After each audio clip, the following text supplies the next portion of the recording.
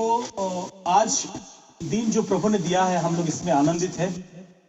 बड़ी प्रार्थना है इस दिन के लिए, आप सबके लिए। हमारी कलीसिया के लोग लगातार प्रार्थना किए।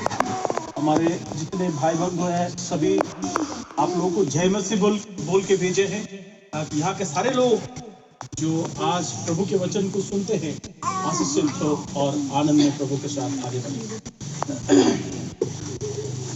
एक छोटा सा कहानी पहले बता दें, क्योंकि बहुत मजा आ रहा था, तो थोड़ा सा और मजा लेते हैं। तो वचन सुनेंगे ही ना, तो एक कहानी थोड़ा सा आप लोगों के पास रखना चाहता हूँ, उसके बाद प्रभु के वचन में और जाएंगे आगे। एक बार क्या हुआ, एक शिकारी, एक क्रिश्चियन शिकारी शिकार खेलने के लिए गया, शिकार करने के लिए। तो वो अपने बंदूक लेकर के, बंदूक में राइफल जो होता है ना, बड़ा बड़ा पहले के समय में राइफल होता है ना, तो उसमें 2 गोली डाल करके और वो गया शिकार करने के लिए। तो काफी अंदर चला गया, जैसे आप लोग इधर आते थे ना, काफी जंगल दिखते हुए हम लोग आए। तो जंगल में कई प्रकार के जानवर होते हैं, तो लोगों का शौक रहता है, कई लोग उसको खाने के लिए उसको मारते हैं, कई लोग उसको शौक से भी मारते हैं। तो यही चला गया शिकार करने के लिए, कोई भी मकसद हो सकता है। लेकिन दिन भर बहुत ढूंढने पर भी एक भी शिकार उसको नहीं मिला। तो जब शिकार नहीं मिला तो अब क्या करेंगे, शिकार नहीं मिला तो बंदूक का गोली किस काम का ना, अब तो वो बेकार हो गया। तो यही सोच करके कि अब दिन ढल रहा है और शिकार करने के लिए आए एक जानवर भी नहीं मिला, इसलिए उसने क्या किया, ऊपर देखा और ऊपर देख करके क्या किया, दोनों गोली को उसने क्या किया, फायर कर दिया। धाए धाए दोनों गोली बंदूक से निकल गया। किधर देख रहा था, ऊपर देख रहा था। और जैसे मुड़ी नीचे किया, सामने में देख रहा एक भालू खड़ा है, ठीक है। अब बंदूक में गोली नहीं है और सामने में भालू खड़ा है।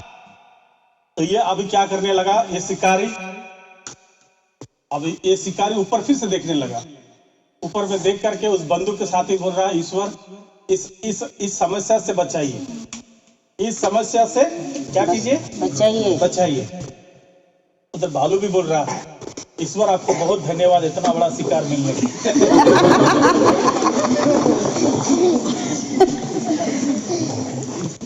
तो इस कहानी में जो चीज मैं बताने की कोशिश कर रहा हूं कि प्रार्थना हमें लगातार करने की जरूरत होती है, मुसीबत दे करके नहीं, क्योंकि सबको प्रार्थना की जरूरत है ना, और परमेश्वर उपाय करता है।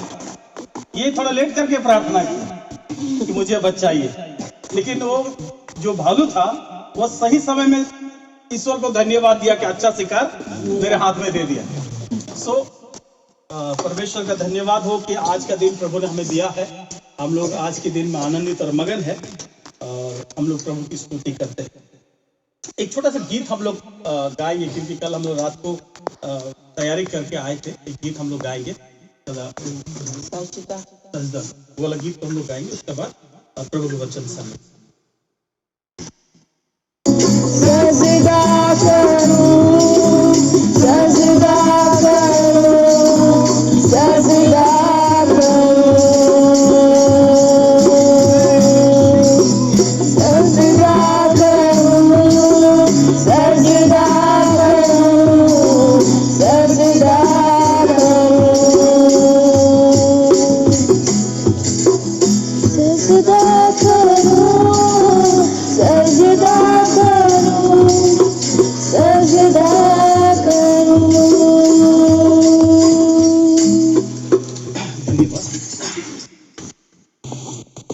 वचन की ओर जाएंगे। थोड़ा सा ध्यानपूर्वक मैं चाहूंगा कि आप लोग थोड़ा सा पेंसिल होकर के सुने, ताकि परमेश्वर का वचन जिस उद्देश्य के लिए बताया जाता है उस सार्थक हो और प्रभु आपको बहुत ऐसा। पिछले दिनों तुर्की और सीरिया में घटना घटा, बता सकते क्या हुआ है? भूकंप हुआ, कितने लोग उसमें मारे गए? 10,000 कितने लोग, फिर भी एक अंदाजा और कोई किसी का? लाखों लोग मारे गए, लाखों लोग। और अभी भी लोग चैन से नहीं है।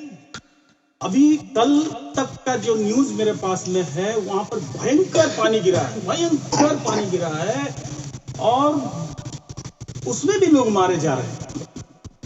तो ये जो घटनाएं एक देश के पीछे में एकदम उग्र लेकर के ये जो चल रहा है, ये कोई आसान काम नहीं है, आसान बात नहीं है। मैं जिस विषय को लेकर के आज मेरे मन में इच्छा हुआ कि इस विषय को मैं चर्चा करूं, वो ये है कि ये नौबत अगर आज यहां हो तो हमारी क्या परिस्थिति होगी। जो लोग तुर्की में थे, उन लोग हमसे बहुत खराब लोग नहीं थे, हमारे समान ही लोग थे जिस तरह हम लोग हैं। और हम कैसे लोग हैं हमें पता है, और एक परमेश्वर को पता है। तो ये वो तुर्की के लोग, जो लाखों लोग पलक झपकते ही कुछ ही सेकंड में खत्म हो गए, ये घटना कभी भी हमारे साथ में घट सकता है। जरूरी नहीं कि भूकंप भी हो, एक्सीडेंट हो सकता है, पानी में डूब के मर सकता है, जल के मर सकता है, बिजली कड़क के इंसान चला जा सकता है, कुछ भी हो सकता है। एक सवाल पूछता हूं आपसे, अगर आज आप मर जाए तो क्या हो? अगर आज आप मर जाएंगे तो आपका क्या होगा? रविवार की बात है, मेरा एक रिश्तेदार, मेरा जेठा का बेटी का बेटा करंट से मर गया। घर के भीतर में एक घटना हुई। मैं जो चीज आपको पूछता हूं, इस सवाल को, मौत तो निश्चित है। हर एक इंसान इस दुनिया में जन्म लिया है, मरेगा, और इसकी किसी के पास में वो तारीख, वो समय पता नहीं है। लेकिन एक सत्यता है, मौत, जो हर एक इंसान को उसमें से पार होकर के जाना है। कोई जरूरी नहीं कि हम 60, 70, 80 साल जिएंगे। अगर आज का दिन आखिरी हुआ तो हमारा क्या होगा? हम कहां जाएंगे, या हमारी पहुंच कहां तक है, या हमारा क्या अवस्था होगी? मैं जब बच्चा था, मैं करीबन 12-13 साल का एक बच्चा जब था, उस समय की एक घटना मुझे याद है, और मैं उस घटने के बाद से ही प्रभु यीशु मसीह को अपना जीवन दे पाया। उस घटना को भी मैं इस समय जिक्र करना चाहता हूं। मेरी दादी, जिससे मेरा बहुत अच्छा लगा, मैं स्कूल जाता था, और उस समय में मेरी दादी, क्योंकि वो नौकरी करती थी और इसलिए उसके पास पैसे होते थे, और जब हम लोग स्कूल जाते थे तो कभी कभी घर से टिफिन मम्मी नहीं दे पाती थी, इसलिए हम लोग दादी के घर से होकर के जाते थे, क्योंकि दादी छोटा चाचा के घर में रहते थे, वो लोग थोड़ा सा दूर में रहते थे। तो हम लोग बच्चे थे, प्यार से हम लोगों को दादी क्या करती थी, पैसे देती थी हाथ में। उस समय के समय में 20 पैसा, 10 पैसा बहुत मायने था। 25 पैसा, 50 पैसा अगर मिल गया तो दिन बड़ा अच्छा से पार होगा, मतलब भरपेट आप खा के आप स्कूल पार कर सकते हैं। 1 रुपया मिल गया था तो 2 दिन का निकल जाता था। समझिए बात को, मेरी दादी एक दिन अचानक मर गई।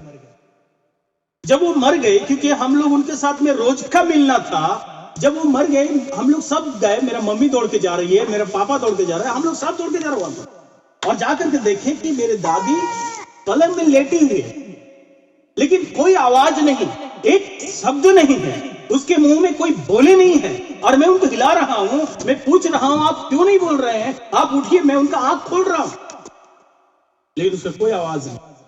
सब रो रहे, मैं भी रो रहा हूं। फिर मैं पूछ रहा हूं कि आखिर मेरी दादी ऐसे क्यों सो रही है, हम लोग तो रोज सोते हैं, ये उठ क्यों नहीं रही? मेरे माँ बताई कि आप दादी कभी नहीं उठेगी। हाँ, मैंने बोला ऐसा क्या हो सकता, ऐसा संभव है क्या? फिर मैंने धीरे धीरे देखा कि एक बॉक्स बन रहा, एक पाटा का बॉक्स बन रहा, मेरी दादी को उसके अंदर में डाल दिया गया। और ले जाकर के क्या किया गया, मिट्टी के अंदर में उनको रखा गया। और मैं बोल रहा हूं कि उनको क्यों इधर बक्से में बंद किया गया है और उसको मिट्टी के अंदर क्यों डाल रहे हैं? मेरा मन भीतर से बहुत छटपटा रहा है, क्योंकि वो सांस कैसे लेगी, वो कैसे जिंदा रहेगी, मुझे इसका फिक्र है। पापा मुझे बोले कि बेटा दादी मर गई, वो जिंदा नहीं है, वो सांस नहीं ले रही है। और मैं बहुत रो रहा था। मेरे भाई, मेरे बहन, ये दिन किसी का भी हो सकता है, ये मौत का समय किसी का भी आ सकता है। आपका दिन कब खत्म हो जाए, कब आपके लिए बक्सा बनाया जाए, कब आपके लिए गाड़ने के लिए जगह बनाया जाए, ये दिन आपको शायद पता नहीं, लेकिन परमेश्वर जानते हैं। जाने से पहले एक बात जान के रखिए, मरने के बाद आप कहां जाएंगे। जाने से पहले एक बात जान के रखिए कि मरने के बाद आप कहां जाएंगे। कुछ लोग बोलते हैं कहां जाएंगे, अरे कब्रिस्तान में जाएंगे यार, कहां जाएंगे। ना ना ना, बाइबल ऐसी बातें नहीं बोलती, परमेश्वर ऐसी बातें नहीं बोलते हैं। सिर्फ कब्र में जाके खत्म हो जाएगा हमारा खेला, नहीं। जिस दिन हम मरेंगे हमारे अनंत जीवन का सफर शुरू हो जाएगा। अनंत जीवन का सफर। अगर हम पाप से पश्चाताप करके मरते हैं, पाप से क्षमा पाए हुए मरते हैं, पाप से मन फिराए हुए मरते हैं, तो स्वर्ग हमें प्रभु यीशु मसीह के नाम से ग्रहण करेगा। लेकिन अगर पाप में मर गए, तो जो जीवन जी रहे थे उसी में मर गए, तो याद रखिए पाप का स्वर्ग में जगह नहीं। इसलिए ऐसे लोगों का जिनका पाप क्षमा नहीं हुआ है, उनके लिए भी स्वर्ग में जगह नहीं। तो क्या परमेश्वर निष्ठुर है? परमेश्वर तो प्रेमी है। क्या परमेश्वर निष्ठुर है? नहीं नहीं नहीं, परमेश्वर निष्ठुर नहीं है,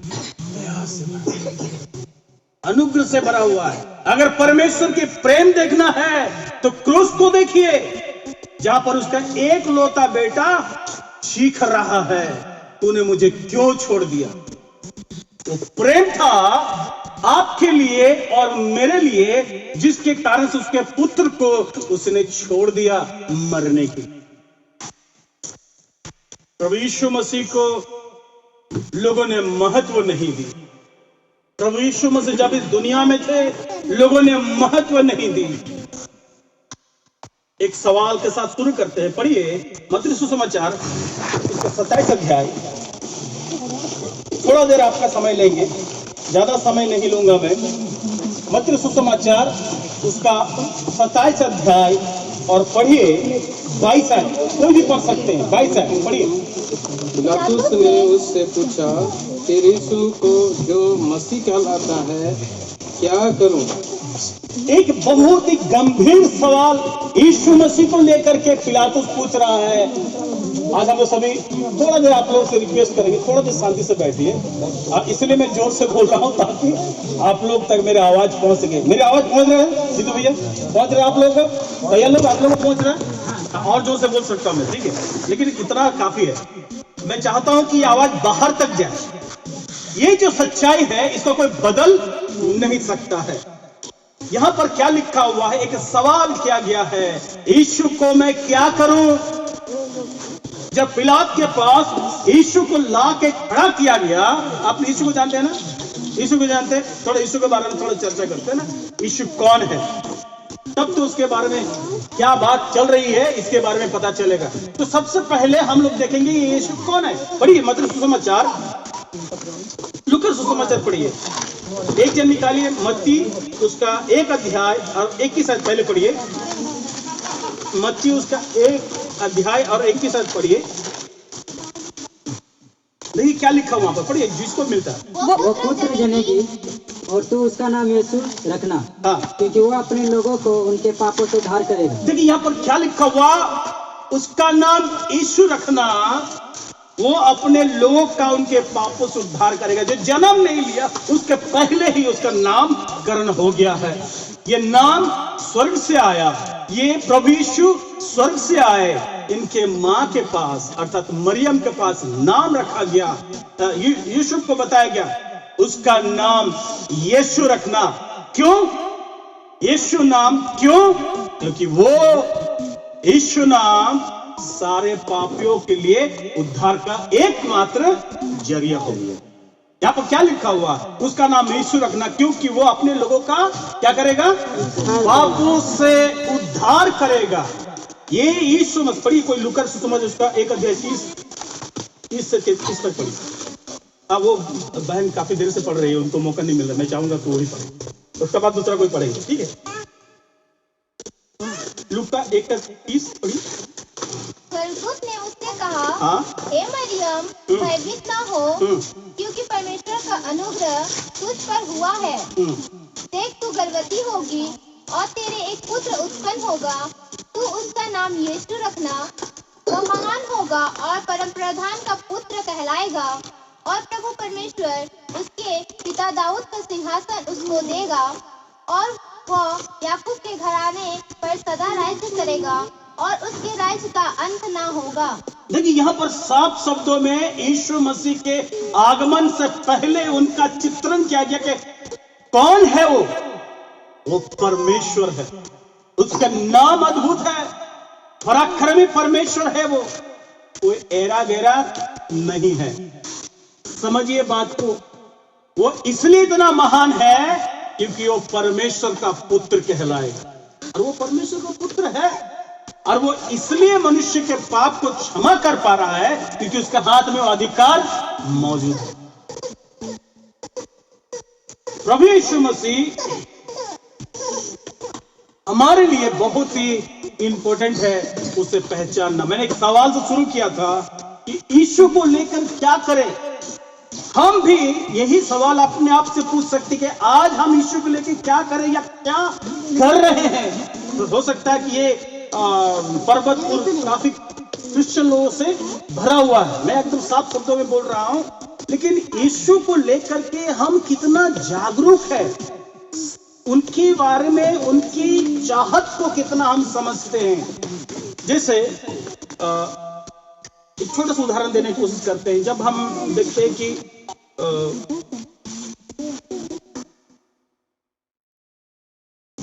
हमारे ही जीवन के बारे में थोड़ा देख लीजिए अपने अपने।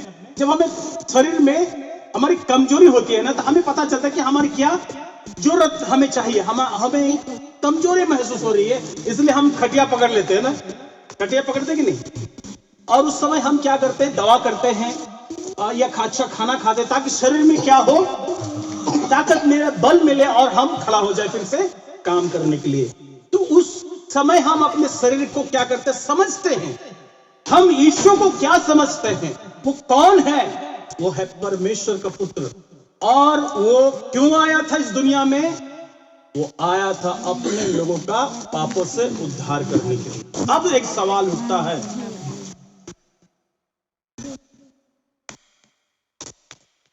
जब वो इस दुनिया में जब आए थे, लोगों ने उसको सही रीति से पहचान नहीं पाया। पर ये यूहन्ना सुसमाचार उसका 1:10 और 11 है। जब वो इस संसार में आया था, क्या लोगों ने उसको पहचान पाया?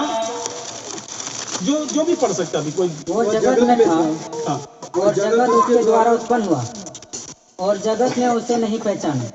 वो अपने घर गया और उसके अपनों ने उसे ग्रहण नहीं किया।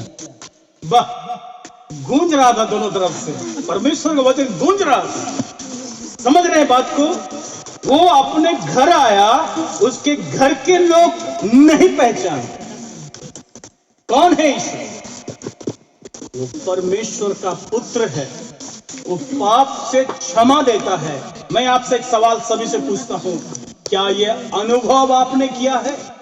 क्या इसका फायदा आपने लिया है कि वो प्रभु यीशु मसीह जो इस दुनिया में आया, आपने उसको सही सही पहचान लिया है? न आप भी उस समय के लोगों के समय जिन्होंने देखा, जिन्होंने छुआ, जिन्होंने उसके साथ बातें की, उन्होंने नहीं पहचान पाया? क्या आज आपका भी यही दशा है क्या? यहां पर साफ शब्दों में जिक्र किया गया है कि वो अपने घर आया, उनके लोगों के बीच आया, लोगों ने उसको नहीं पहचाना। और ये बहुत गंभीर बात। मैं इसीलिए आपसे पूछता हूं कि क्या आप जिस यीशु का मैं चर्चा कर रहा हूं, जिस यीशु के बारे में बाइबल चर्चा कर रही है, क्या आप उस यीशु को पहचान पाए हैं? हाँ? अगर नहीं पहचान पाए हैं और थोड़ा बात बताएंगे ताकि आप उसको अच्छा से पहचान लें। और अगर आप पहचानने गए हैं तो याद रखिए आपका नाम कहाँ मिलेगा? जीवन की पुस्तक में ना। आपका नाम कहाँ और मिलेगा? जीवन की पुस्तक में। अभी सब अपना अपना नाम लिखाने के लिए सरकार ने बीच में पूरा एकदम घर घर सरकार कर दिया था ना, क्या बोल रहा था? द्वारे सरकार ने कुछ नाम दिया था ना।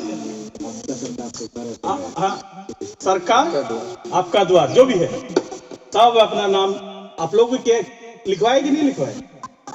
और गए थे कि नहीं गए थे? नहीं गए थे? कोई नहीं गए? एक जन भी गए थे क्या? सरकार को खबर देना पड़ेगा।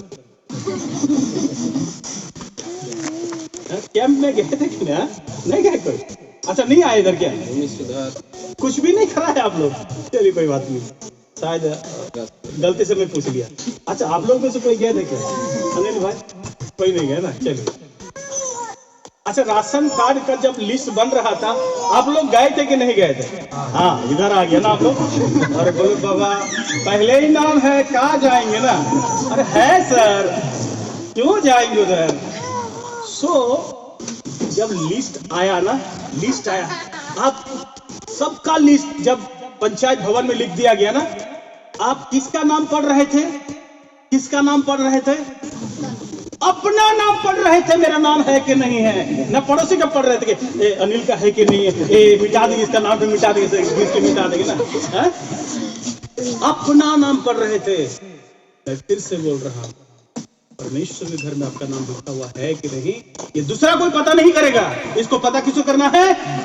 अपने आप को पता करना है। और कैसे मेरा नाम वहां पर है या नहीं ये पता करेंगे, उसके लिए आपको मैं बताऊंगा कि क्या परमेश्वर वचन कहता है। कैसे पता चलेगा मेरा नाम वहां पर है? प्रभु यीशु मसीह क्यों आए? नाम लिखने के लिए। हमारा नाम कहाँ लिखने के लिए आए? स्वर्ग में लिखने के लिए आए। पढ़िए थोड़ा सा मत्ती सुसमाचार उसका 20 अध्याय का 28 आयत और लूका सुसमाचार उसका 19 अध्याय का 10 है। दोनों जगह खोलिए, दो जन। मत्ती उसका 20 का 28 और लूका सुसमाचार उसका 19 का 10। पढ़िए जिसको मिले। जैसे कि मनुष्य का पुत्र वह इसलिए नहीं आया कि उसकी सेवा टहल की जाए, परंतु इसलिए आया कि आप सेवा टहल करे और बहुतों की छुड़ौती के लिए अपना प्राण दे। हाँ, यहाँ पर देखिए प्रभु यीशु मसीह कहता, मैं इसलिए नहीं आया कि मेरा तुम लोग सेवा करो। मैं क्यों आया? मैं सेवा देने के लिए आया, मैं तुम्हारा सेवा करने के लिए आया। इसीलिए हम लोग बाइबल में पढ़ते हैं ना, पहला ऐसा गुरु है, पहला ऐसा गुरु है जिसने चेलों का पैर धोया है। अक्सर तो चेले लोग पांव के नीचे रहता है, गुरु का पांव के नीचे चेला बैठता है, लेकिन यही एक पहला गुरु है जो चेला का पांव के नीचे बैठा। वो सेवा देने के लिए आया, सेवा लेने के लिए नहीं आया। लूका सुसमाचार पढ़िए, अभी कौन सा पढ़िए? लूका पढ़िए 19:10। क्योंकि मनुष्य का पुत्र खोए हुए को ढूंढने और उनका उद्धार करने आया है। सेवा क्या था उनका? सेवा उनका क्या था? देखने के लिए कि कौन खो चुका है, कौन खो चुका है, जो झुंड में नहीं है। कौन झुंड में नहीं है? जो परमेश्वर के वचन में नहीं। मैं फिर से पूछता हूं, हमारे जिंदगी में ऐसा नहीं है कि हम कुछ गलत कर रहे हैं तो हम लोग परमेश्वर की नजर में दोषी हो रहे हैं। मनुष्य पापी कब बनता है? परमेश्वर की नजर में मनुष्य कब पापी बनता है? हम पापी कब बने या आप पापी कब बने? इंसान कब से पापी है? जन्म से ही। जन्म से ही पापी है। दाऊद का वचन में लिखा हुआ है, भजन संहिता 50 में लिखा है, मनुष्य का जन्म पाप में शुरू हुआ। और इसलिए जब हम बड़े होते हैं ना, हमें कुछ नहीं सिखाया जाता। ये बच्चे लोगों को देखिए ना, कितना सुंदर से बैठा हुआ है। हाँ, सब बैठा हुआ ना ठीक से? हाँ, ठीक से बैठा हुआ ना, सब ठीक से बैठा हुआ। लेकिन देखिए कुछ देर के बाद कोई किसका कान खींच रहा है, कोई इसको खींच रहा है, तो इसका कोई फाड़ रहा है। तो कोई घर से सिखाया क्या? नहीं, ये अंदर में है, खुजली मचाना। ये अंदर से शैतान जागता है, हमारे पाप खलबली मचता है। कभी कभी बोलते ना, बच्चा लोग क्या पाप जान। अच्छा, वो दीदी के पास एक बच्ची है ना, उसको कोई गोदी लेके दिखाइए तो। अनजान आदमी, छोटा बच्चा का अनजान आदमी ले लीजिए, माँ से ले लीजिए। छोटा बच्चा क्या करता है? रोता है। अरे उसको कौन बोला है? दूसरा गोदी तो गोदी है, चाहे बाप का हो चाहे माँ का हो। पहचान रहा है ना? पहचान रहा है कि नहीं? तभी तो रो रहा है। प्यारे भाई बहन, सेंस बहुत जल्दी इंसान का शुरू हो जाए, पहचान ले। पाप अंदर में है, इसका कोई उम्र से शुरू नहीं होता कि पाप इतना उम्र से करना शुरू करता है। पाप अंदर में है और जब उसको मन करता है पाप बाहर उछल के निकलना शुरू। इसलिए मनुष्य जन्म जाता, और इसलिए प्रभु यीशु मसीह खोजने के लिए आया। कोई निकला, एक भी धर्मी नहीं निकला। पढ़िए रोमियो की पत्री निकालिए, उसका 3:10 पढ़िए तो। जब वो खोजा तो किसको पाया? जैसा लिखा है, जैसा लिखा है, कोई धर्मी नहीं, कोई धर्मी नहीं, एक भी नहीं। हाँ, एक भी नहीं निकला। वो खोजा आके, कोई तो निकल जाएगा बा, एक भी नहीं निकला। जैसा लिखा है, कोई भी धर्मी नहीं, एक भी नहीं। क्यों? इस सब के भीतर में वो पाप भरा हुआ है। मैं भी इसी अवस्था में था, आप उसी अवस्था में थे। अगर आपने पश्चाताप किया है तो, और अगर आपने पश्चाताप नहीं किया है तो आज भी आप उसी अवस्था में है, और इसलिए आपको चिंता करने की आवश्यकता है। 12 पद पढ़िए, क्या लिखा हुआ है? कोई समझदार नहीं, कोई समझदार नहीं, कोई परमेश्वर का खोजने वाला नहीं। हाँ, लोग परमेश्वर को कहाँ खोजते हैं? प्रभु यीशु ही खुद खोजने के लिए आए। आज लोग कहाँ खोजते हैं? कोई समझदार नहीं। अगर मैं आपको बोलते हैं आप समझदार, आप मेरे से फाइट करेंगे ना? कैसा पास्टर देर बुला लिया, देर डंडा निकाल रहे, आपको बोलता है समझदार नहीं है। कितना बड़ा हो गया हम, देखिए दाढ़ी में सब पक गया है, बाल बच्चे लोग सबको शादी दे दिए, समझदार नहीं है क्या? जीवन के गंभीर बातों को आप समझते नहीं। हाँ? शादी दे सकते हैं, हाँ? सर का बाल पका सकते हैं, लेकिन परमेश्वर के वचन को यदि नहीं समझते हैं तो ये गंभीर विषय है। यहाँ पर क्या लिखा हुआ है? फिर से पढ़ो। कोई समझदार नहीं, कोई समझदार नहीं, कोई परमेश्वर को खोजने वाला नहीं। कोई परमेश्वर को खोजने वाले नहीं। किसके वचन में आया है? परमेश्वर के वचन में आया है। कौन बोल रहा है? परमेश्वर बोल रहे हैं। मनुष्य को जब देखा गया, वो ढूंढने के लिए जब आए, लोगों को ढूंढा, कोई नहीं, सब अपने अपने रास्ते में चल पड़े। अब ध्यान दीजिएगा, हम अक्सर लोगों के पापों का उजागर करने का कोशिश करते हैं। ध्यान सुनिए, तभी ध्यान सुनिए। हम अक्सर लोगों का गलतियों को उजागर करते हैं ना, सभा समितियों में बैठ के खोज देते किसी का बात को कि ले ये सब गलती करके रखा है ना, बात समझ रहे? अपने पाप को छुपा कर रखते, तो क्या छुपा हुआ रहेगा? परमेश्वर को सब पता। हिसाब कौन करेगा? अच्छा आप लोग बताइए, हिसाब कौन करेगा? हाँ? गांव का मुखिया करेगा? सरपंच करेगा? मेरा बाप करेगा क्या? हाँ? नहीं, परमेश्वर करेगा। और जो परमेश्वर करेगा उसके पास किसी को गवाही देने की जरूरत। सब लिख रहा है, वो सबका लिखा जा रहा है। मेरा लिखा जा रहा है मेरा नाम से, आपका लिखा जा रहा है आपके नाम। सब जो कर रहे हैं करिए। हम लोग लगता है अरे हम लोग गलत थे तो इतना दूर थोड़ी चलते। परमेश्वर तो अब कितना मार पीट करता है हमसे। नहीं, इंतजार कीजिए, जब उसके साथ आपका सामना सामने होगा ना, तब पता चलेगा कि आप इसके साथ। शैतान ईश्वर के नाम से कांपता है। हम लोग पिछले दिन एक बात बता रहे, एक जन आया मेरे घर में, वो बता रहा है कि उनके घर में चोरी हो गया। उनका 2 घर है, चोरी हो गया। तो पूछा अरे भाई जब आप लोग घर में इतना जन है तो वहां पर क्यों नहीं आप चले गए सोने के लिए? तो डर से नहीं गए। किस चीज का डर है? भूत का डर। समझ रहे? शैतान से लोग डर रहा है, ईश्वर से लोग ये रास्ता तो नहीं जाना, शैतान इधर है, डर गया। मैं एक सवाल पूछता हूं, परमेश्वर कहां नहीं? परमेश्वर कहां नहीं है? कहां नहीं है? हर जगह में। क्या आपके घर में नहीं है? अच्छा आपके दोस्त के घर जब आप जाते वहां पर नहीं है क्या? हर जगह परमेश्वर आपको देख रहा। और जो कार्य आप कर रहे हैं वो लिख रहा है, लिखा है वचन में, लेखा जोखा लिया जाएगा, लिख रहा है वो। और एक दिन जब आपको उसके सामने में खड़ा किया जाएगा और आप जवाब देने में सक्षम नहीं रहेंगे। इसलिए यीशु मसीह इस दुनिया में आए ताकि आपके लिए वो खड़ा हो। और आज थोड़ा सा और एक आयत को पढ़िए। प्रभु यीशु मसीह का आने का मुख्य कारण ये था, पढ़िए 23 आयत को, कोई दूसरा कोई पढ़िए, बहुत देर से आकाश कोशिश कर रहा था। आकाश 23 पढ़िए, 3:23 पढ़िए, रोमियो 3। इसलिए कि सबने पाप किया है, इसलिए कि सबने पाप किया है और परमेश्वर की महिमा से रहित है। आज जब खोज के निकाला गया, बाप, माँ, बच्चा, भाई, भौजाई सब पापी निकला, कोई धर्मी नहीं, सबने पाप करके बैठा हुआ। क्यों भाई? क्योंकि सबके भीतर में ही पाप है, ऊपर से क्या सफाई किया जाए? पाप अंदर में है या बाहर में है? अंदर में, ये अचानक बाहर निकलता है। हाँ? और बाइबल में लिखा है ना, ऐसा लिखा बाइबल में, पाप आपके द्वार के सामने में है। समझते हैं? हम लोग सोचते बाहर जाएंगे तो पाप हो जाएगा ना, द्वार में है। याद रखिए, हाँ, उत्पत्ति में ना, याद रखिए परमेश्वर का वचन जो लिखा हुआ वो गलत नहीं।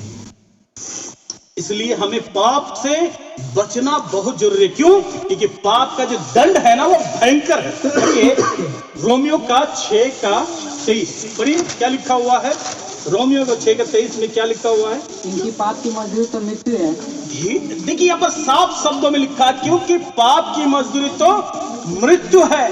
पहले हमने लास्ट आज पढ़ा, सबने पाप किया, और यहाँ पर लिखा है पाप की मजदूरी मृत्यु है। अब मैं आपसे एक सवाल पूछता हूं, किसने पाप नहीं किया? यहाँ पर कोई बैठा जो कह सकता है परमेश्वर नजर मैंने पाप नहीं किया? हर एक इंसान के जीवन में पाप है, क्योंकि वचन ऐसा बात में बताता है। परमेश्वर ने जो बोला उसको कोई मिटा नहीं सकता है। सबने पाप किया, सबको सजा मिलेगी, सबको सजा मिलेगी। क्या सजा में मिलेगी? मृत्यु। मैं अभी थोड़ा देर पहले शुरुआत किया था, यदि आप मर जाते हैं आपका क्या होगा? यहां पर क्या लिखा? पाप की सजा तो मृत्यु है। सिर्फ ये शारीरिक मृत्यु नहीं है कि आप मर गए, पटिया में उठा के लेके गया, गाड़ दिया। ना ना ना, जब आप कहते हैं ना मैं, बोलते ना ये मेरा साबुन है, ये मेरा गमछा है, ये मेरा तेल है, ये मेरा चश्मा है, ये मेरा मोबाइल है, मैं, वो भीतर में है आपका आत्मा। जो आपके अंदर में है, आत्मा नहीं मरेगी, और वो परमेश्वर के सामने में जाके खड़ा होगा। मैं पिछले दिनों अपनी पत्नी से बात कर रहा था, क्योंकि मेरा आदत है वचन में जब भी कुछ मुझे नया मिलता है तो मैं उसको छेड़ देता था कि मेरे कान तक जाए बात, अब मुझे बाद में याद आया। मैं बोला कि बाइबल में लिखा हुआ है कि जो लोग नरक में जाएंगे उन लोग क्या करेगा? क्या करेगा? दांत पीसेगा, लिखा हुआ ना। हाँ, जो लोग जाएगा वहां पर, वो लोग क्या करेगा? दांत पीसेगा। आप लोग सब दांत पीसते हैं ना? अब ना पीसते होंगे, चबाने के समय पीसते हैं, पीसते हैं ना? हाँ, गुस्सा करने के समय पीसते हैं, जो भी है, अलग अलग टाइम में पीसते हैं। मैं उनसे बात करते करते दूसरा तरफ लेके चला गया बात को, कि मैं बोला यार बहुत सारा बूढ़ा लोग भी रहेगा ना वहां पर, बूढ़ा बुजुर्ग रहेगा, बहुत लोग का दांत नहीं रहेगा, तो लोग कैसे चलेंगे? बोले नहीं, परमेश्वर ने यदि लिखा है तो उसका इंतजाम कौन करेगा? परमेश्वर। हर एक बात जो लिखा हुआ बाइबल में वो बिना पूरा हुए टलने वाला नहीं है। जो चीज में कहने की कोशिश कर रहा हूं, हमारे दिमाग बहुत रास्ता निकाल सकता है, लेकिन सबसे बड़ा रास्ता कौन निकालेगा? परमेश्वर। यदि विश्वासी में लिखा है नया शरीर मिलेगा, तो ऐसे लोगों को भी ऐसा शरीर दिया जाएगा जिसमें दांत होगा। और लोग क्या करेगा? उस नरक के भट्टे में दांत से क्या करेगा? हाँ, दांत चबाएगा। मेरे प्यारे भाई बहन, वो दिन बहुत ही उसके लिए भयंकर होगा। और कितना दिन नरक में रहेगा लोग? अनंत काल तक। मतलब कैसे समझेंगे अनंत काल तक? बहुत दिन से सुन रहे अनंत काल, कैसे समझेंगे? बोलिए। आप लोग का पहाड़ का हाइट कितना है बता सकते कोई? यहाँ पर जो पार्श्वनाथ है 810 ठीक मीटर, 810 मीटर, समझ रहे? 810। अच्छा समझ लीजिए, उस पहाड़ को एक चट्टान समझते, चट्टान बहुत बड़ा नहीं है, कोई चट्टान समझते हैं। चिड़िया को देखते हैं ना, कभी कभी पत्थर में मुंह घिसता है, देखिए आप लोग चिड़िया को पत्थर में मुंह घिसते हुए। अच्छा मुझे ये बता दीजिए, एक चिड़िया अगर अपने चोंच को घिसते रहे तो कितना साल में वो पत्थर खत्म होगा? हाँ, उसका हमारा सोच खत्म हो जाएगा। अनंत जीवन इतना बड़ा है, हमारा सोच खत्म हो जाएगा। अनंत जीवन कितना बड़ा है। अगर आप स्वर्ग गए, अनंत जीवन आराम परमेश्वर के साथ रहेंगे। अगर आप नरक चले गए, फिर से बोल रहा हूं, अगर आप नरक चले गए तो आपका सोच में नहीं है कि अनंत जीवन कितना भयंकर होगा। लोग रोएगा, वहां पर अच्छे लोग नहीं रहेंगे, ज्यादातर भयंकर लोग रहेंगे ना, मारा मारी अंदर में, वहां पर भी चलेगा लोग, वहां पर भी झगड़ा चलेगा, वहां पर लोग देखेंगे एक दूसरे को, यहां तक कि अपने लोगों को भी देखेंगे, उन लोगों को देखेंगे जो स्वर्ग में रहेगा। क्योंकि वहां पर हम देखते हैं वो धनवान व्यक्ति अब्राहम को देख रहा है, लाजर को देख रहा है ना, इसका मतलब दिखाई मिलेगा लेकिन जा नहीं सकता, आ नहीं सकता, समझ रहे? ये हाल हो जाएगा। इसलिए जो पद में पढ़ रहा हूं उसका आधा व्याख्या मैंने किया है, आधा हाफ व्याख्या किया है उसका, और आगे जो बात है उसको थोड़ा ध्यान से सुनिएगा। पढ़ो आगे वाला पद जो मैंने अभी रोक के रखा है। परंतु परमेश्वर का वरदान, परंतु परमेश्वर का वरदान, वरदान मतलब उसकी ओर से मिलने वाला चीज, ठीक है, आशीर्वाद। चलिए पढ़िए। हमारे प्रभु मसीह यीशु में आनंद जीवन। हमारा यीशु मसीह, हाँ किसका यीशु मसीह? हमारा हाँ बोलिए, अपने आप को बोलिए, हमारा यीशु मसीह। हमारा यीशु। दिल में तसल्ली मिलेगा, सच बताते हैं। जब कहेंगे ना वो यीशु मसीह हमारा है, तो जब यीशु मसीह हमारा है तो उसका घर किसका होगा? हमारा ही होगा। हाँ? उसको अपना बनाए। मैं इस घर में जब पहली बार आया था, अगर मैं अनिल से परिचित नहीं होता, ये घर का पता भी मुझे नहीं मिलता और ये लोग मुझे घुसने भी नहीं देता, इतना दूर आने देता। कौन है जी? उधर रहो ना, आप लोग घर जाएंगे तो ऐसे करेंगे ना, अभी तो पहचान लिए होंगे, जाने देंगे नहीं। हाँ? परमेश्वर के साथ पहचान बनाए, उसका घर आप आराम से जा सकते हैं। यदि आप परमेश्वर के साथ दोस्ती करेंगे, उसके घर जा सकते कि नहीं? जा सकते हैं। उसका दोस्ती करने का रास्ता मैं बता, आप कैसे उसके साथ दोस्ती करेंगे? परमेश्वर पाप से घृणा करता है, आपको उस पाप से घृणा करना है। दोस्ती तभी बनेगी आपके साथ परमेश्वर का, जिस पाप से परमेश्वर घृणा करता है, जिसके लिए अपना बेटा को मरने के लिए छोड़ दिया, उसको आपको छोड़ना है। आप बोलेंगे ये संभव नहीं है, तो फिर परमेश्वर बोले मेरे लिए तुम्हारा संभव। क्या संभव है आपके लिए? पाप छोड़ना संभव है या यीशु मसीह छोड़ना संभव है? बताइए।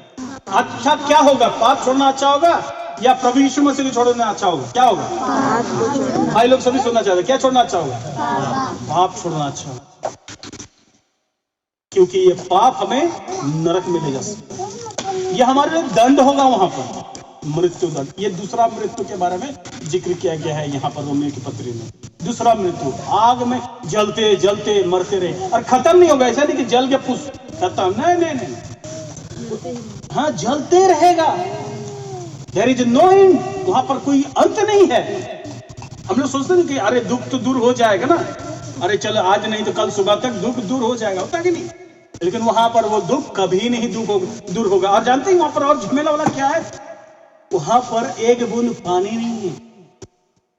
शरीर में खून दौड़ता है ना, खून दौड़ता है ना, नस है ना, आप लोग आए कि नहीं है ना? तो उस नस में कीड़ा दौड़ेगा। बाइबल में लिखा हो, आपको हम एक पद पढ़ा सकते हैं, कीड़ा दौड़ेगा, आप अपना नोचेंगे शरीर में, लेकिन वो दुख कोई नहीं दूर। इसलिए यीशु मसीह जब इस दुनिया में आया और देखा कि ये लोग बहुत ही खराब परिस्थिति में हैं, इसलिए प्रभु यीशु मसीह ने अपने आप को मृत्यु के लिए अलग कर। हम लोग गुड फ्राइडे मनाने वाले हैं ना। गुड फ्राइडे मनाना बहुत बड़ा बात नहीं है। उस गुड फ्राइडे वाले जो व्यक्ति है ना, उसको दिल में जगह देना बड़ी बात। फिर से मैं बोल रहा हूं, अगर उसका दिल में ही जगह नहीं है तो एक दिन मना के क्या करेंगे हम? प्रभु यीशु मसीह चाहता है कि हम उसके साथ हर रोज गुड फ्राइडे मना सकते हैं, उसके साथ हर रोज गुड फ्राइडे।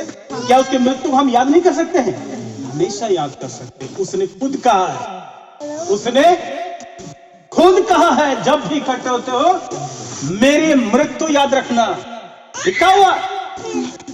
हमेशा हम उसकी मृत्यु को याद कर सकते हैं मेरे भाई बहन। मैं जो वचन आपसे बोल रहा हूं ये परमेश्वर का वचन, कान खोल करके सुन लीजिए। परमेश्वर ने अनुग्रह रखा है, द्वार खुला हुआ है। यीशु मसीह को जीवन में अपनाना अनिवार्य है स्वर्ग के लिए।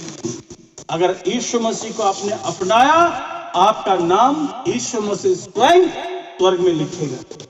अगर आपने यीशु मसीह को अपनाया, आपका नाम यीशु मसीह स्वर्ग में लिखेगा। और अगर आपने यीशु मसीह को नहीं अपनाया, आपको स्वर्ग में तो जगह नहीं मिला, ऑटोमेटिक आपका नाम नरक में शैतान ने लिख कर रखा। और एक चीज, गंभीर बात मैं आपको और बताना चाहता हूं। उस यीशु मसीह से कैसे हम दोस्ती कर सकते, मैंने कहा पढ़िए रोमियो के पत्री उसका 10वें अध्याय 9 और 10 है। पढ़िए उसको, रोमियो के पत्री उसका 10वें अध्याय 9 और 10 है। पढ़िए क्या लिखा हुआ। कि यदि तू अपने मुंह से यीशु को प्रभु जानकर अंगीकार करे और अपने मन से विश्वास करे कि परमेश्वर ने उसे मरे हुओं में से जिलाया, तो तू निश्चय उद्धार पाए। अगर आप मानते हैं यीशु मसीह परमेश्वर का पुत्र है और आप विश्वास करते हैं कि वो आपके पापों के लिए मारा गया, गाड़ा गया और जी उठा है, स्वीकार करते हैं, आपके लिए वो क्या है, भला है। और एक चीज, पहला यूहन्ना उसका 1 अध्याय 7 से 9 तक पढ़िए कोई भी। पहला यूहन्ना 1 अध्याय 7 से 9 तक पढ़िए। और यदि जैसा वह ज्योति में है, हाँ। वैसे ही हम भी ज्योति में चले तो एक दूसरे से सहभागिता रखते हैं। और उसके पुत्र यीशु का लहू हमें सब पापों से शुद्ध करता थोड़ा है। सा रुकेंगे यहाँ पर, क्या लिखा है, और हमें परमेश्वर का जो पुत्र है यीशु मसीह, उसके लहू से सब पापों से शुद्ध, सब पापों से क्या मिलता है, शुद्धता मिलती है। अर्थात उसको क्या बोलेंगे, क्षमा मिलती है। क्या करना पड़ेगा, मुंह से स्वीकार करना पड़ेगा कि वो मेरा प्रभु है। अपने पापों को मानना पड़ेगा कि प्रभु यीशु मसीह आप मुझे क्या कीजिए, मेरे पापों से मुझे क्षमा कीजिए, मुझे माफी दीजिए। मैं फिर से कहता हूं, बिना माफी मांगे अगर आपका आंख बंद हो गया ना, बिना माफी मांगे अगर आपका आंख बंद हो गया ना, लिख के रख लीजिए, रियल बात बताते हैं, आप स्वर्ग नहीं जा रहे, आप स्वर्ग नहीं जा रहे। क्योंकि बाइबल जब हम लोग पढ़ते हैं ना, बहुत साफ शब्दों में इन बातों का जिक्र बाइबल में परमेश्वर ने करके रखा है। इसके साथ कभी भी छेड़खानी नहीं करेगा परमेश्वर। अगर परमेश्वर का छेड़खानी करने का रहता, बाद में कोई उपाय होता, तो यीशु को क्यों मरने देता, उसको भेजता ही नहीं। अरे आएगा यहाँ पर हिसाब कर लेंगे लोगों का, क्या कर सकता था ना ऐसा, लेकिन ऐसा रास्ता नहीं है। क्योंकि परमेश्वर पाप से दोस्ती नहीं करता और ना वो कभी करेगा। इसलिए प्रभु यीशु मसीह आए और दोनों हाथ को बढ़ाए ना। प्रभु यीशु मसीह का क्या जुर्म था बताइए जरा, प्रभु यीशु मसीह क्या जुर्म था, कुछ भी जुर्म नहीं साबित कर पाया ना। क्या कहता है पिलातुस, मैं इस व्यक्ति में ऐसा कोई भी अपराध नहीं पाया। मैंने हेरोदेस के पास भेजा, उसने भी इसका कोई गलती नहीं निकाल पाया, ये निर्दोष है। लेकिन प्रभु यीशु मसीह चुपचाप खड़े, जैसे यशायाह नबी किताब में लिखा है, भेड़ बंद होने के समय चुपचाप रहता है, वैसे ही यीशु मसीह चुपचाप उनके बीच में खड़ा रहा। और जानते हैं, प्रभु यीशु मसीह के हाथ को बांधा गया। पिलात कहता, मैं इसको मार के छोड़ देना चाहता। किस तरह का दया कर रहा था पिलात, क्या पिलात दया करके छोड़ रहा था क्या, नहीं। पिलात कहता है, मैं इसको मारूंगा तुम्हारे लिए और छोड़ दूंगा। लोगों ने और उग्र होकर के कहा, नहीं, मारने से सिर्फ नहीं होगा, इसको क्या करो, क्रूस पर। ये सिर्फ हमारे लिए क्रूस पर चढ़ाने की योग्य है, ये सिर्फ हमारे लिए क्रूस पर चढ़ाने के लिए योग्य है। इसलिए प्रभु यीशु मसीह जो इसने अपना खून बहाया है, अगर हम पश्चाताप करते, क्या लिखा है यहाँ पर, यीशु का खून हमें क्या करेगा, सब पापों से शुद्ध करेगा, सारे पापों से शुद्ध करेगा। थोड़ा और आगे पढ़ दीजिए उसको। यदि हम कहे कि हमने कुछ भी पाप नहीं किए, हाँ, रुक जाइए, यहाँ पर भी बहुत बड़ा परमेश्वर ने ऐसे लोगों को भी रखा है दिमाग में, जो ये सोचता है, हमने तो कभी पाप किया ही नहीं, ये पास्टर क्या आपके तो भाषण मार रहा है, क्या खाली पकड़ यहाँ पर टाइम पास कर रहा है, हमने क्या गलती किया है, आज तक क्या गलती किया है, ये से बोल सकते हैं, प्रभु भी बोल रहा है, ऐसे लोगों के लिए बोल रहा है जो ऐसे मेरे बारे में बातों को सोच रहे हैं, उनके लिए बोल रहा है। यदि कोई कहे कि मैंने कोई भी अपराध नहीं किया है, तो क्या कर रहा है वो? तो अपने आप को धोखा देता है। हाँ, वो अपने आप को धोखा दे रहा है। ये प्रभु को कह रहा है, मैं नहीं, ये प्रभु बोल रहा है। और आगे, और हम में सत्य नहीं, और उसमें क्या नहीं है? यीशु मसीह नहीं। सत्य कौन है? यीशु मसीह। कौन है सत्य? यीशु मसीह। जबरदस्ती बोल रहे हैं क्या आप लोग?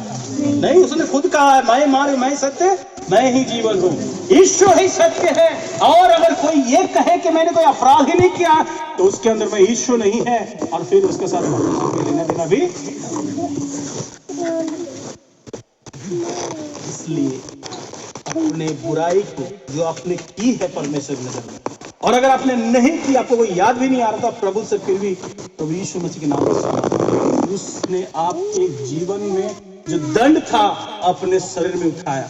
मैं जब उस पद को पढ़ता हूं ना, जब प्रभु यीशु मसीह के वस्त्र को खोला गया, ध्यान से सुनिए मेरे बातों को, प्रभु यीशु मसीह के जब वस्त्र को खोला गया, जब उसको बांध करके मारा जा रहा था ना, उसके मांस नोच के निकाला जा रहा था। आप सोच नहीं सकते हैं, उसके शरीर से मांस को फाड़ के निकाल रहा है, एकदम जैसे कि एकदम जिसे खेती करते हैं ना, हल चलाने जैसा, वैसे ही मार मार के मांस को शरीर से उखाड़ रहा था। उसके आंख के सामने से मांस उखाड़ के लेके चला गया। इस तरह की घटना उनके साथ हुई। उनके दाढ़ी नोच लिए ना, थप्पड़ मारा गया। उस आपके लिए, मेरे लिए उसने इतनी दर्द को सहा ताकि हम नरक के उस दंड से, अर्थात परमेश्वर के क्रोध से हम बचे। इसलिए हमारे लिए सारा अपराध, सारा पाप और पाप का श्राप यीशु मसीह ने उस क्रूस पर, अर्थात मृत्यु को उसने उठा लिया। पाप की सजा क्या थी?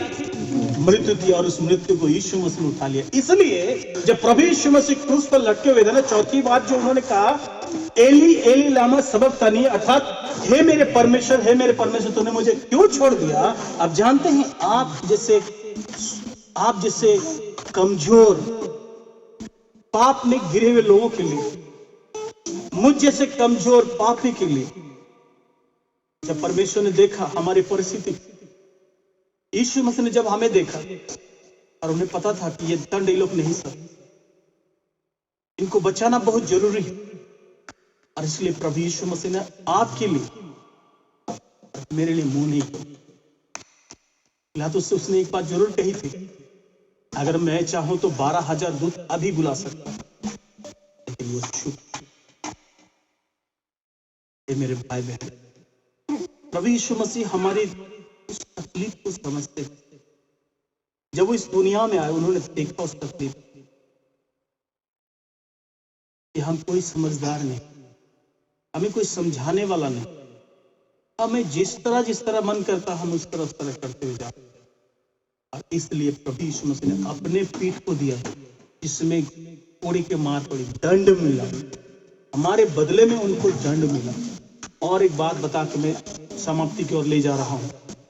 प्रभु यीशु मसीह आपके पाप के लिए और मेरे पाप के लिए एक और बात क्रूस से उन्होंने कहा था, और वो क्या था?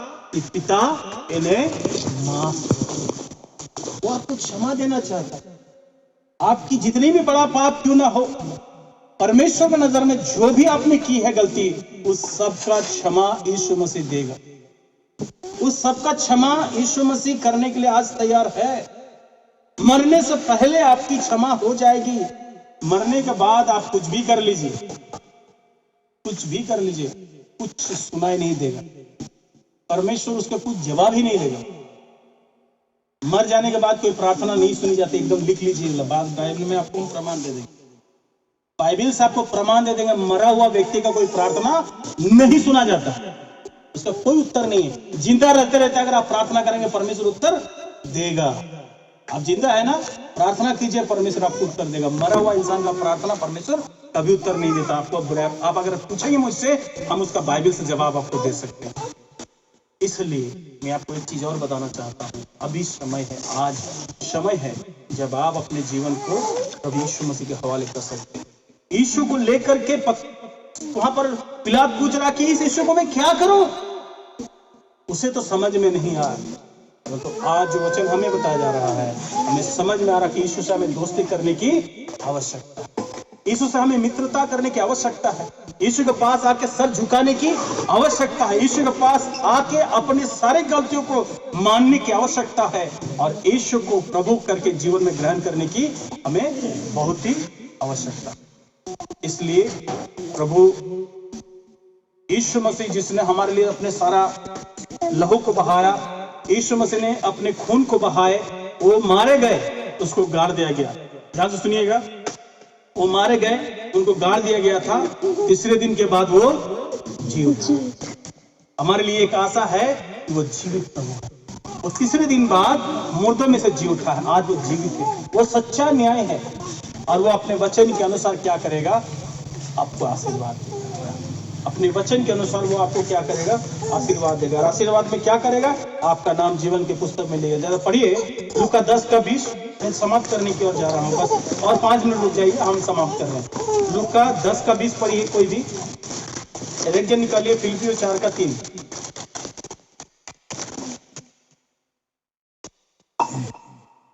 जिसको मिलता पढ़िए। प्रभु इससे आनंदित मत हो कि आत्मा तुम्हारे वश में है, परंतु इससे आनंदित हो कि तुम्हारे नाम स्वर्ग पर लिखे हैं। हाँ, तुम्हारा नाम स्वर्ग में लिखा हुआ। पढ़िए थोड़ा फिलिपियों उसका 4:3।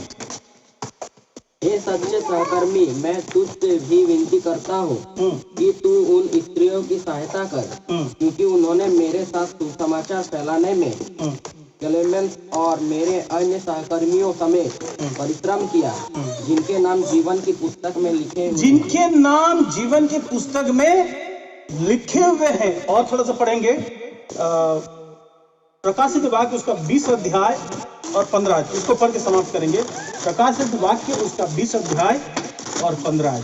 और जिस किसी का नाम जीवन की पुस्तक में लिखा हुआ ना मिला, वो आग की झील में डाला गया। देखिए यहाँ पर साफ शब्दों में लिखा गया है। यीशु मसीह कहता है इससे आनंदित होना कि तुम्हारा नाम जीवन के पुस्तक में लिखा है ना, लेकिन जिनका नाम नहीं लिखा है उनके लिए प्रकाशित वाक्य में क्या लिखा गया है? उनको कहाँ मिला जगह? आग की झील। प्यारो, हम आपसे फिर से निवेदन करते हैं, आपके पास वोटर कार्ड है नहीं है, आधार कार्ड है नहीं है, इससे कोई फर्क नहीं पड़ता।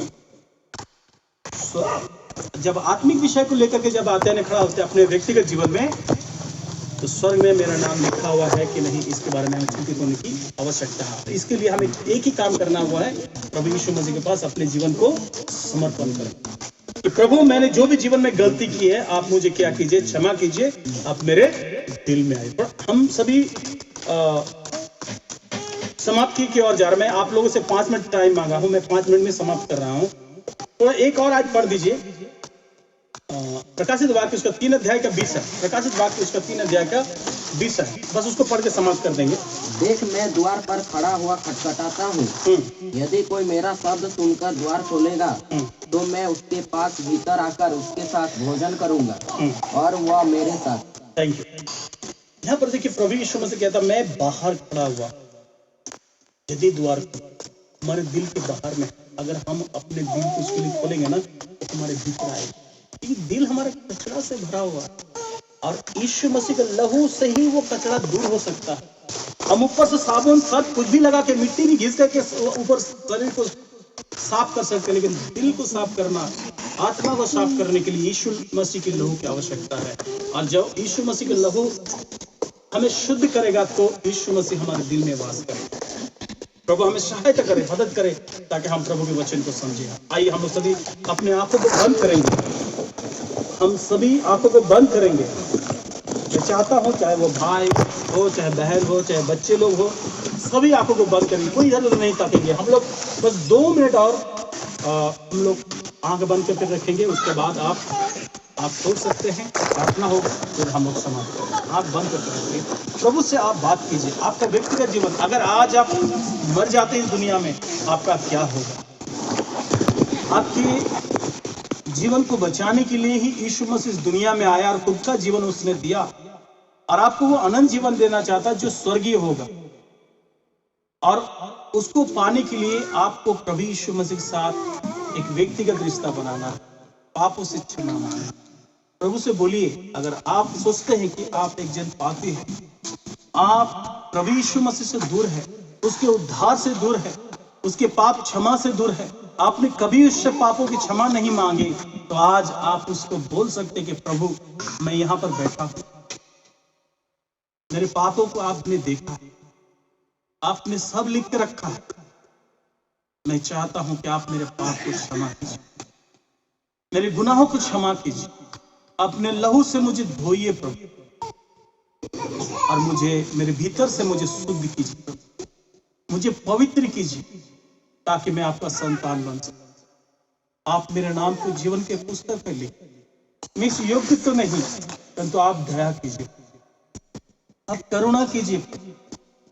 मैं यहां से आपको यही बात बोल सकता हूं, मैं विश्वास करता हूं कि आप मेरे पाप को क्षमा करें, मैं विश्वास करता हूं कि आप मेरे भीतर में आए, मैं आपको निमंत्रण देता हूं, प्रभु आप मेरे दिल के भीतर आए, प्रभु यीशु मसीह मुझे आपकी जैसा बनाए, आपके वचनों के पालन करने वाला बनाए, आपके वचनों में चलने वाला बनाए। प्रभु यीशु मसीह आप जल्दी आने वाले, जब हम आपसे मिलेंगे हम एक जैसा दिखने वाले बने, ऐसा अपने में मदद। आपने ये प्रार्थना की है, विश्वास रखिए, प्रभु आपको क्षमा। अगर आपने सच्चे दिल से इस प्रार्थना को की, अपने पापों को याद करके की है, आपको प्रभु क्षमा। उसके वचन में लिखा है, यदि हम अपने पापों को मान लेते हैं तो वो विश्वास योग्य और धर्मी है, वो अपने लहू से हमें शुद्ध किया। इसलिए मेरे प्यारे भाई बहन, जितने भी लोग हम लोग यहाँ पर बैठे हैं, जो पहली बार ये प्रार्थना कर रहे हैं, मैं चाहूंगा कि आप जहां पर बैठे हैं वहीं पर से आप अपना दाहिना हाथ को आप उठा करके आप हमें इशारा दे सकते हैं कि हमने ये प्रार्थना की है, ताकि हम आने वाले दिनों में आपके लिए प्रार्थना करें। कोई भी भाई या बहन आज पहली बार अपने पापों से माफी मांगे हैं, तो आप अपने जीवन को प्रभु यीशु मसीह के हवाले किए हैं, तो आप अपने हाथ को उठा कर दिखा सकते हैं। शर्माइए नहीं, क्योंकि प्रभु का वचन कहता है, जो मनुष्य के पास शर्माएगा मुझे स्वीकार करने के लिए, मैं पिता के पास शर्माऊंगा उसे याद करने के लिए।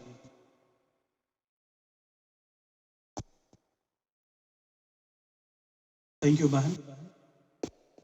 कोई भी आंख नहीं खोलेंगे, सभी अपने आंखों को बंद रखेंगे। कोई भी भाई और बहन अगर और भी है जिसको मैंने नहीं देखा है, आप दोबारा हाथ उठा सकते हैं। एक बहन ने हाथ उठाया, कोई इधर उधर नहीं ताकेंगे। मैं 1 मिनट का समय दे रहा हूं। अगर कोई भी भाई या बहन आपस से मन फिरा रहे हैं, प्रभु यीशु मसीह को अपना जीवन दे रहे हैं, प्रभु यीशु मसीह से क्षमा पा रहे हैं, आप अपने हाथ को उठा के दिखा सकते हैं। हम लोग आपके लिए प्रार्थना। धन्यवाद बहन। आप नीचे कर। धन्यवाद भाई, धन्यवाद भाई, धन्यवाद भाई, धन्यवाद बहन, धन्यवाद भाई आपको।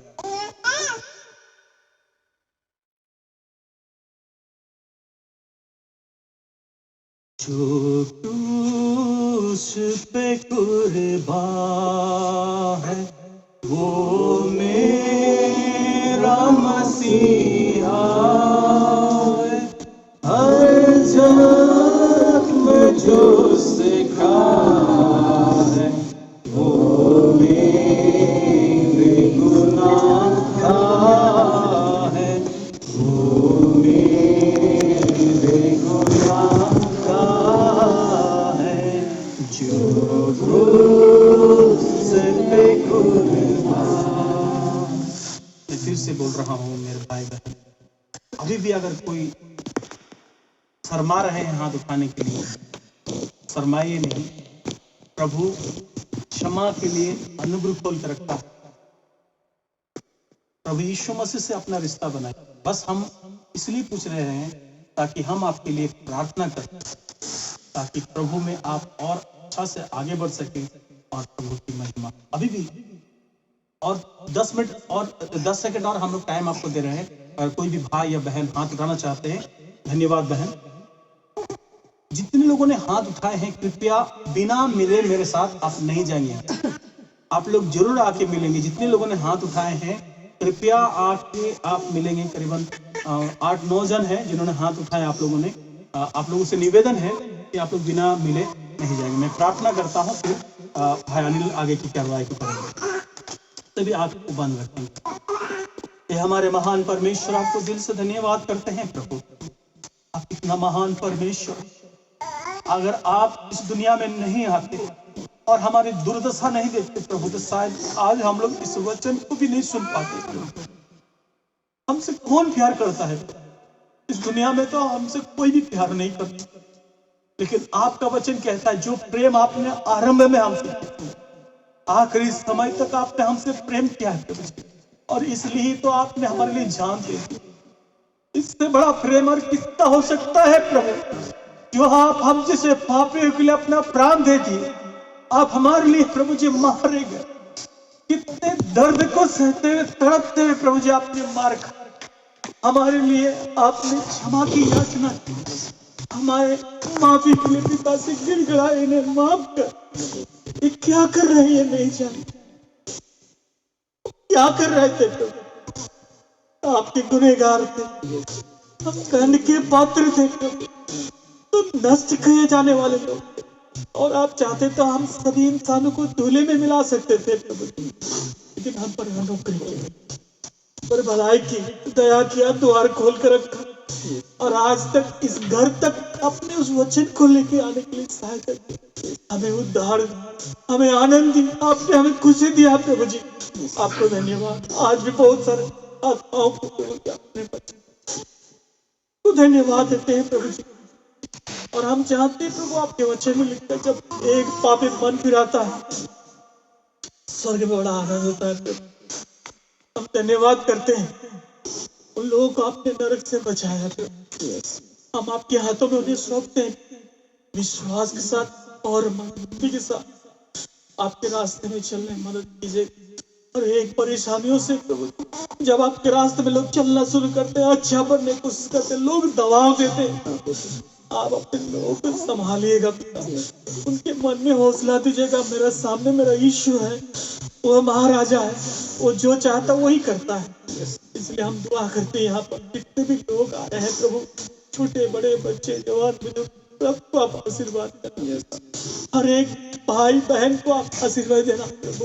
इस परिवार में आप आशीर्वाद देना पिता, जिन्होंने आपके लिए द्वार खोल कर रखा है प्रभु। उनके हर एक बच्चों को आप आशीषित करना पिता।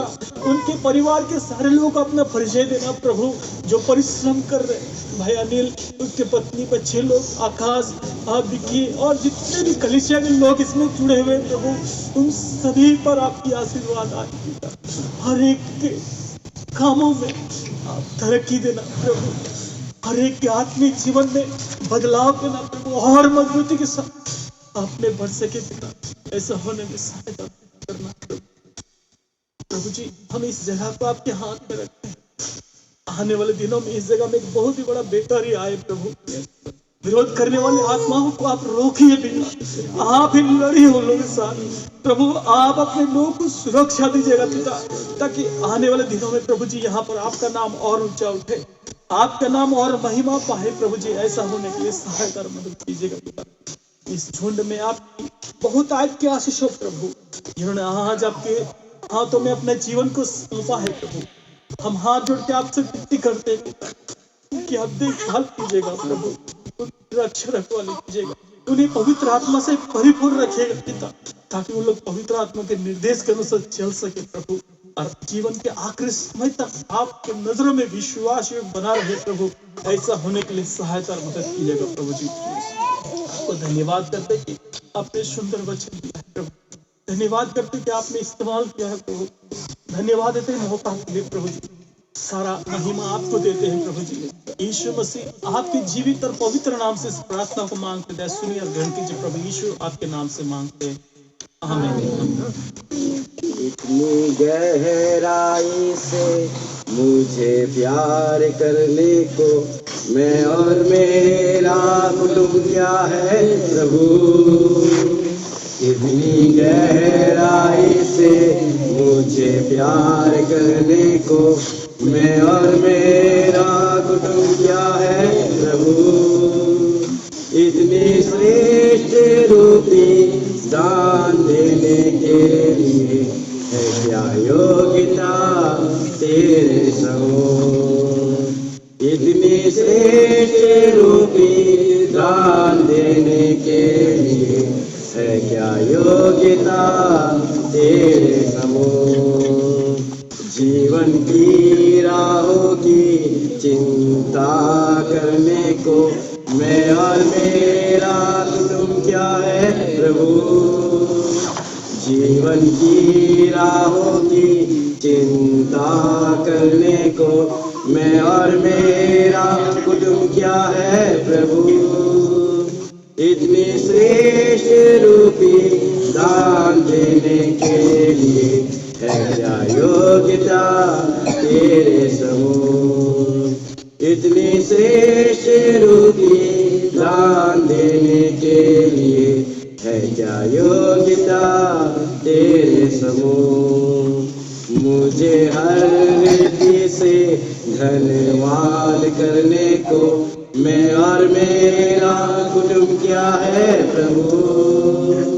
मुझे हर रीति से धन्यवाद करने को मैं और मेरा कुटुंब क्या है प्रभु। इतने प्यार से मेरी सुध लेने के लिए है क्या योग्यता तेरे समूह। इतने प्यार से मेरी सुध लेने के लिए है क्या योग्यता तेरे समूह। इतनी दूर तक मेरी अगुवाई करने को मैं और मेरा कुटुंब क्या है प्रभु। इतनी दूर तक मेरी अगुवाई करने को मैं और मेरा कुटुंब क्या है प्रभु।